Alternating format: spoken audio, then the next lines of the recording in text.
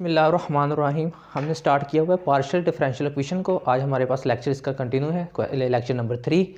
आज के लेक्चर में हम डिस्कस करेंगे जो पीडी को हम कन्वर्ट करते थे पैराबोलिक में, और इसका हमारे पास डिस्क्रिमिनेंट आता था पैराबोलिक। कल भी हमने डिस्कस किया था कि हमारे पास जो डिस्क्रिमिनेंट लेते थे ना किसी भी पीडी का, तो हमारे पास 3 तरह के हमारे पास केसेस बनते थे। या तो वो आपके पास हाइपरबोलिक होता था, या आपके पास वो पैराबोलिक, या आपके पास एलिप्टिकल। कल हमने फर्स्ट केस के बारे में डिस्कस किया था जिसमें हमारे पास क्या था, पैराबोलिक था, और उसके हमारे पास क्या थे, वेरिएबल थे, कोफिशिएंट। आज हम डिस्कस करेंगे हमारे पास जो केस होगा वो हमारे पास पैराबोलिक होगा, और इसमें जो हमारे पास वेरिएबल है वो भी हमारे पास, जो कोफिशिएंट है वो हमारे पास क्या है, वेरिएबल है, और आपके पास ए क्या है, नॉन ज़ीरो है। तो इसके भी आपके पास वही सेम आपके पास मेथड है। तो इसी मेथड को आपने फॉलो करना है। जस्ट आपके पास क्या होगा, यहाँ पे आपके पास ए और बी ज़ीरो होगा। जो हमारे पास केस था हाइपरबोलिक, उसमें हमारे पास ए और सी आपके पास क्या थे, ज़ीरो थे। आपके पास क्या होगा, जो गिवन आपके पास क्वेश्चन होगा, हम उसे लिखेंगे कि वो हमारे पास क्वेश्चन नंबर 1 होगी, यानी कि वो गिवन हमारे पास क्या होगी, पीडी होगी। यानी कि वो पीडी आपके पास इस तरह की हो सकती है कि वो आपके पास x square into u x minus 2y into u y लिख लें, और आपके पास एनीथिंग कोई भी आपके पास वैल्यू हो यहाँ पे लिख लें कि माइनस आपके पास y u y is equal to 3।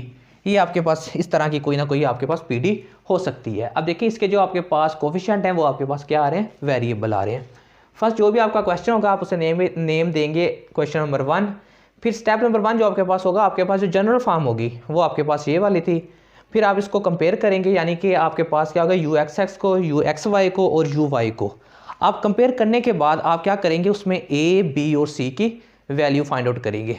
जब सारों की वैल्यू आपके पास आ जाएगी, जितने भी आपके पास कोफिशिएंट थे उस जनरल पीडी के अंदर, तो वो आपके पास लिखने के बाद आप क्या करेंगे, उसका डिस्क्रिमिनेंट फाइंड करेंगे। बी स्क्वायर माइनस 4ac वो आपके पास क्या निकलेगा, 0 निकलेगा। इन केस ऑफ आपके पास क्या होगी, वो पैराबोलिक होगी। तो यहाँ पे आप लिख देंगे कि आपके पास जो गिवन कर्व थी वो आपके पास क्या थी, पैराबोलिक थी, पैराबोलिक। तो ये आपके पास पैराबोलिक आ जाएगी। कब, जब आपके पास वेरिएबल उसके जो कोफिशिएंट होंगे वो आपके पास क्या होंगे, वेरिएबल होंगे, और ए आपके पास क्या होगा, नॉन ज़ीरो। स्टेप नंबर 3 आपके पास होगा, उसकी कैरेक्टरिस्टिक इक्वेशन फाइंड करनी है आपने। तब फाइंड करनी है वही तरीका जो आपने प्रीवियस लेक्चर में फारा हाइपरबोलिक केस में किया था कि डिस्क्रिमिनेंट इन पॉजिटिव केस, यानी कि आपने फाइंड आउट करना है। यहाँ पे डिस्क्रिमिनेंट आ रहा है, होल आपके पास जो फार्मूला है वो क्या है, क्वाड्रेटिक है, प्लस साइन। या आप इसमें क्या होता है कि आपके पास ये वाली चीज़ तो 0 होती है ना, तो आप डिस्क्रिमिनेंट फाइंड करते हैं, ये 0, इसमें 0 पुट करें, यानी कि ये चीज़ सारी की सारी आपके पास क्या हो जाती है, ख़त्म हो जाती है। या आपके पास सिंपल आप फार्मूला ये भी बन सकता है कि b/2a, b/2a। अब देखें जो हमारे पास हाइपरबोलिक केस था उसके अंदर आपके पास यहाँ कोई ना कोई आपके पास वैल्यू थी, इस वजह से आपके पास प्लस माइनस, यहाँ पे आपके पास 2 चीज़ें आती थी, प्लस माइनस 2 वैल्यू आ रही थी। लेकिन इसमें ये सारी की सारी चीज़ आपके पास क्या हो रही है, 0 हो रही है। ये सारी की सारी चीज़ आपके पास क्या हो रही है, 0 हो रही है। इस वजह से आपके पास एक ही आपके पास क्या होगी, यहाँ पे इक्वेशन होगी। तो इस इक्वेशन को जब आप करेंगे इसकी सेपरेशन, इसको क्या करेंगे आप, सेपरेट करेंगे, और इसकी इंटीग्रेशन लेंगे, इंटीग्रेशन करेंगे और इसको सेपरेट करेंगे, तो देन आपके पास एक ही C1 कर्व निकलेगी आपके पास, क्योंकि यहाँ पे आपके पास एक ही प्लस या माइनस जो भी केस होगा आपके पास, तो उसको आप C1 का नाम रखेंगे। तो हमेशा इन पैराबोलिक में आपके पास क्या होगा, एक ही आपके पास कर्व निकलेगी C1। तो फिर आप C2 को y का नाम देंगे। C2 को आप यहाँ पे y भी ले सकते हैं, x भी ले सकते हैं, शर्त ये आपके पास वो क्या है, जैकोबियन के रूल को वो क्या करे, वो फुलफिल करता हो। जैकोबियन का रूल ये आपके पास कहता है कि वो आपके पास यहाँ पे क्या हो, x हो, यहाँ पे आपके पास y हो, यहाँ पे आपके पास x, यहाँ पे आपके पास क्या हो, y, ये आपके पास क्या हो, नॉन ज़ीरो हो। तो इसमें आप ये y भी ले सकते हैं, यहाँ पे आप इसकी जगह आप क्या x भी ले सकते हैं, दोनों वैल्यू आप ले सकते हैं। शर्त क्या है कि आपके पास जो जैकोबियन का है ना डिटर्मिनेंट, वो आपके पास क्या हो, नॉन ज़ीरो हो। तो यानी कि फिर आप क्या करेंगे, स्टेप नंबर 4 में तो इंट्रोड्यूस करेंगे न्यू वेरिएबल आप, क्योंकि इसको कैनोनिकल फॉर्म में आप कन्वर्ट कर रहे हैं ना, तो आप जाई और ईटा, जाई को आप C1 रख लें, ईटा को आप C2 यानी कि y रखेंगे, या आप इसको x रखेंगे। शर्त यह है कि आपके पास जैकोबियन आपके पास क्या हो, नॉन ज़ीरो हो। हमेशा वो बुक वाला आपके पास क्या लेता है, y ही लेता है, लेकिन आप यहाँ पे x भी ले सकते हैं। फिर आप क्या करेंगे, इसके विद रिस्पेक्ट टू x और y आप इसको डिफ्रेंशिएट करेंगे, तो वही आपके पास जाई x के हिसाब से, फिर जाई डबल x, फिर जाई को एक्स और वाई के हिसाब से, फिर वाई फिर डबल वाई। इसी तरीके से ईटा को भी वही आपने एक्स फिर डबल एक्स, एक्स वाई फिर वाई फिर डबल वाई।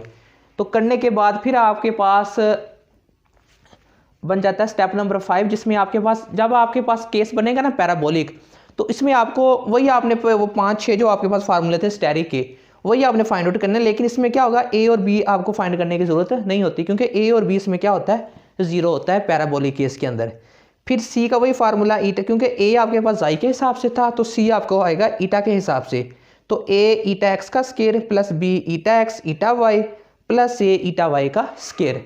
तो इससे आपके पास क्या आ जाएगी, सी वैल्यू आ जाएगी। फिर आप डी की value a psi double x plus b psi x y plus c psi double y plus D psi x plus e psi y. फिर आप ई के, ये आपके पास जाई के विद रिस्पेक्ट था क्योंकि ये डी था, जब ई फाइंड करेंगे स्टैटिक तो विद रिस्पेक्ट टू आप क्या फाइंड करेंगे, ईटा के। बाकी आपके पास एफ स्टैटिक एफ के बराबर होता है, जी स्टैटिक जी के बराबर। तो जब सारे के सारे कोफिशिएंट आपके पास स्टैटिक में आ जाएंगे तो फिर आप उसकी ट्रांसफॉर्मेशन करेंगे कैनोनिकल फॉर्म में, जो कि ये ट्रांसफॉर्म हुई है आपके पास एक्चुअली में ये वाली इक्वेशन। ठीक है, इसमें आपने क्या किया, ए को ए स्टैटिक में कन्वर्ट किया है और यू को, यू का यू ही है, आपने क्या किया, एक्स को आपने चेंज किया है जाई में और आपने वाई को चेंज किया है ईटा में। तो वो रिप्लेसमेंट करने के बाद इसमें आप देखें ना, जब पैराबोलिक होगा ए और बी आपके पास क्या होंगे, 0। तो ए और बी तो 0 हो गए, तो अकेला आपके पास क्या निकलेगा, डबल ईटा के हिसाब से। तो इसको आप वैल्यू पुट करने के बाद जो डबल ईटा है वो आप लेफ्ट साइड पर रखेंगे, बाकी तमाम के तमाम जो भी रिजल्ट निकलेगा वो आप राइट साइड में उसको ले जाएंगे, चाहे वो 0 निकले चाहे वो विद रिस्पेक्ट टू जाई और ईटा की फॉर्म में निकले। तो लेकिन यहाँ पे आपके पास क्या होगा, यू डबल ईटा। लेकिन आपके पास जो हाइपरबोलिक था उसमें जो आपके पास रिजल्ट निकल रहा था वो यू जाई ईटा निकल रहा था, क्योंकि उसमें ए और सी 0 था। तो जब हम करेंगे इन केस ऑफ एलिप्टिकल, उसमें आपके पास बी 0 होता है और आपके पास ए और सी आपके पास इक्वल होते हैं। फिर आपके पास ये वाली चीज़ 0 होती है, ये दोनों आपके पास रिजल्ट निकलते हैं, यू जाई जाई और यू ईटा ईटा, इसके रिस्पेक्ट आपका रिजल्ट निकलता है। ये हमारे पास था कि आपने फाइंड करना था कि कोफिशिएंट आपके पास वेरिएबल है और ए आपके पास नॉन ज़ीरो है, तो आपके पास केस क्या बनता था, पैराबोलिक।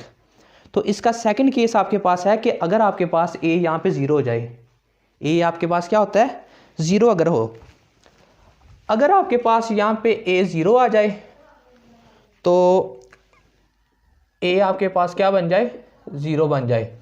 फिर सारे के सारे स्टेप आपने यही करने, जस्ट यहाँ पे आपके पास चेंज होगी। तो इसमें जो करेक्टर से क्वेश्चन आपने यूज़ करनी है, फिर आपने ये वाली यूज़ नहीं करनी, तो इसमें थोड़ी सी आपने चेंज करनी है।